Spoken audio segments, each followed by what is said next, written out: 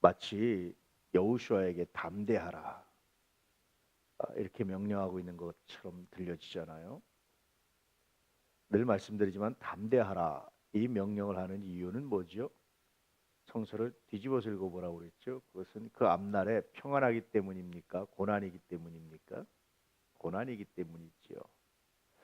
왜 하나님은 앞에 고난을 주실까요? 담대하지 않으면 견딜 수 없는, 이겨낼 수 없는 사건들을 왜 주실까요? 왜 그럴까요?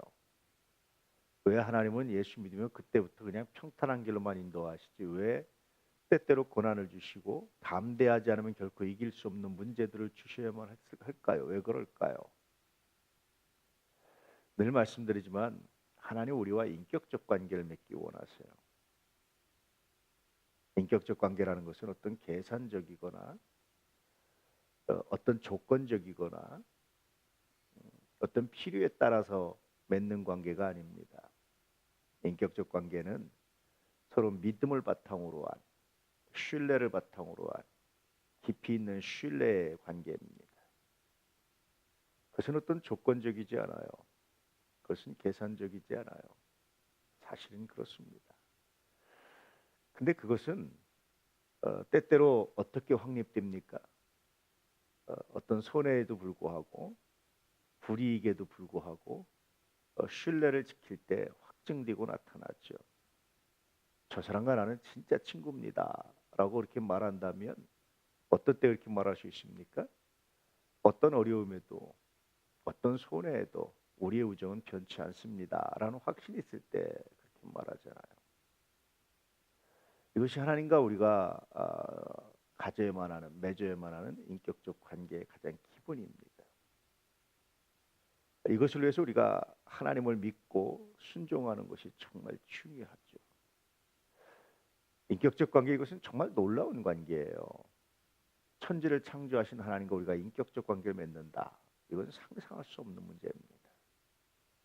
하나님은 이것에 늘 집중을 하세요. 그래서 우리의 믿음이 무르익고 단순히 구원받기 위해서가 아니고 단순히 복을 받기 위해서가 아니고 우리가 정말 하나님을 깊이 신뢰하는 그런 관계. 왜 그렇습니까? 하나님은 죄인인 우리를 위해서 독생자를 내놓으시잖아요. 이것보다 더 큰 사랑이 어디 있겠습니까?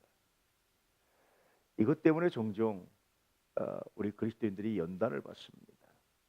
우리 그리스도인들이 고난도 통과합니다. 또 하나 현실적 이유가 있어요.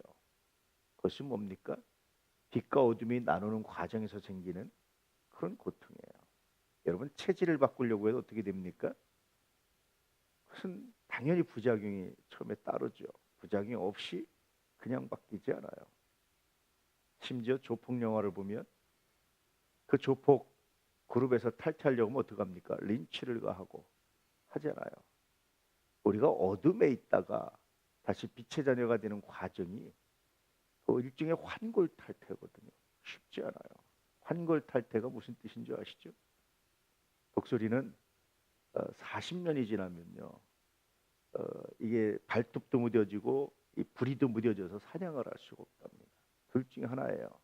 죽든지 굶어 죽든지 아니면 이 부리를 쫓고 이 발톱을 빼가지고요 새로운 부리가 돋고 새로운 발톱이 돋도록 하는 거예요.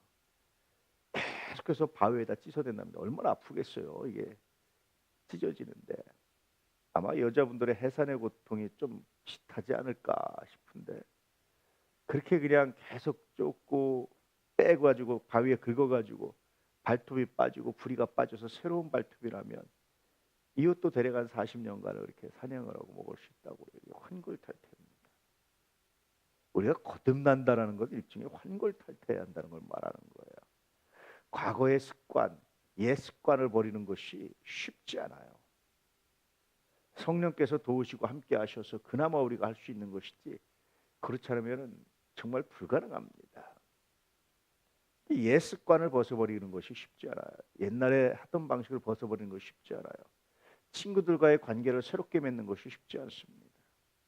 물질과의 관계를 새롭게 맺고 내 삶의 이정들을 새롭게 세워나가는 것이 쉽지 않아요. 그게 거듭남입니다.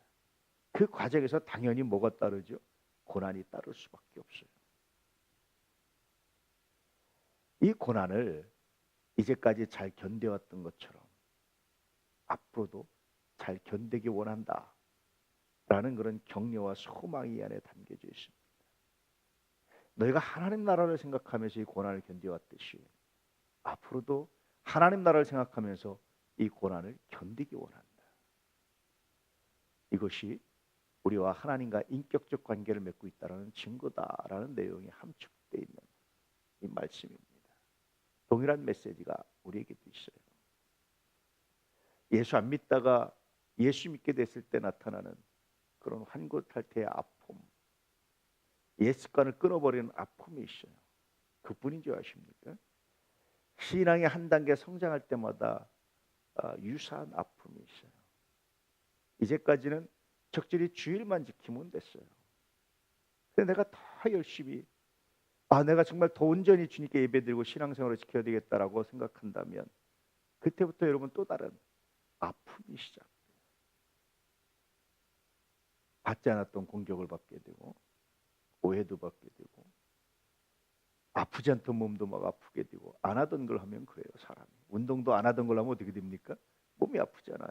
습관되고 몸에 뵐 때까지 그런 아픔이 당연히 있어요. 두려워하지 말라는 거예요. 내적 갈등도 있어요. 뭔가 좀 이렇게 내가 예수 믿고 이렇게 더 열심히 하면 기도하면 잘 돼야 되는데 뭔가 좀 이렇게 시원하게 뻥 뚫리는 게 없는 것처럼 느껴져요. 그것을 이겨내라고 말하는 거예요. 예수 안 믿다가 예수 믿게 되면 그냥 무늬만 크리스찬이었다가 제대로 좀 온전히 구원받은 진짜 크리스찬이 되려고 하면 또 크리스찬이 되어서도 신앙에 성장하려고 하는 모든 과정 중에 이런 유사한 아픔들이 나타날 수밖에 없습니다. 이게 정상입니다. 하나님 나라를 소망하고 이 아픔들을 견뎌내라. 오늘 말씀은 이렇게 명령하고 있어요. 반대로요. 여러분 아프지 않다면 성장하지 않는 거예요. 반대로요. 아프지 않았다면 거듭났는지 한번 생각해 보세요. 반대로요. 아프지 않았다면 내가 주님 안에서 주님과 동행하고 있는지 생각해 보십시오. 당연히 아픔이 우리에게 필요합니다. 그 아픔을 통해서 정말 놀랍고 아름다운 열매가 맺혀집니다. 아이를 낳는데 해산의 고통이 당연하듯이 또 다른 아픔은 어떤 한 생명을 새롭게 변화시키고 구원받게 하는데 아픔이 필요해요. 바울은 내가 해산의 속을 했다라고 얘기하죠. 해산의 속을 안 겪은 남자가 어떻게 해산의 속으로 상상할 수 있을까?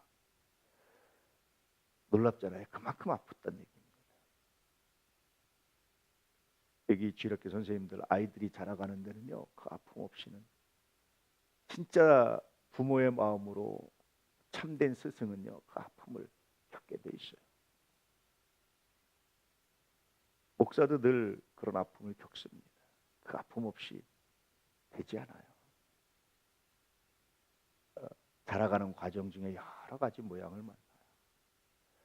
그래서 그 아픔을 하나님 넉넉히 감당하게 해주십시오. 이것이 목사의 기도죠. 그 아픔이 싫다고 외면한다든지 그 아픔이 싫다고 떠나보내면 여러분 그 생명에 대한 그 일에 대한 징후유기입니다. 며느리를 맞이하면 당연히 며느리가 자식이 되는데 아픔이 있어요. 사위를 맞이하면 사위가 자식이 되는데 아픔이 있어요. 내 자식을 기르는데 아픔이 있었듯이 당연히 아픔이 있어요. 그것을 외면하면 하나님 주신 기회를 버리는 거예요. 그 아픔을 사랑할 수 있기를 축복합니다. 왜냐하면 변화되는 과정이기 때문에 열매가 되는 과정이기 때문에 하나님의 영광이 드러나는 과정이기 때문에 그렇습니다. 오늘도 이 믿음으로 담대하셔서 하나님의 영광을 드러낼 수 있기를 축복합니다. 할렐루야.